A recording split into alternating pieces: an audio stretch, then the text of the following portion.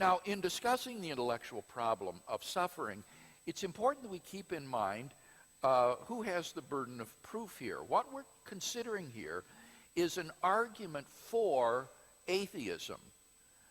Previously in our seminar, we've been talking about arguments for the existence of God, and so it was we who had to bear the burden of proof. But now it's the atheist's turn. We want to hear from the atheist reasons to think God does not exist.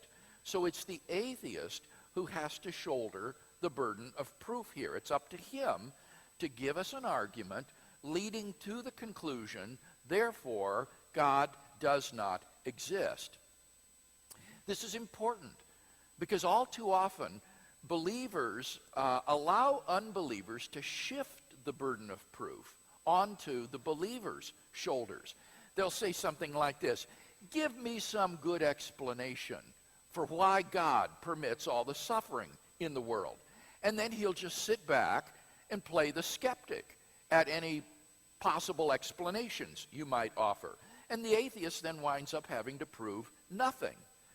Now, this might be a clever debating strategy, but it's philosophically illegitimate. It's intellectually dishonest. The atheist is claiming that the suffering in the world somehow disproves God's existence. And so it's up to him to bear the burden of proof. Don't allow the atheist to shirk his intellectual responsibilities by shifting the burden onto you. He's the one who claims that the coexistence of God and the evil in the world is somehow problematic, either impossible or improbable. So it's up to him to give the argument and to support its premises.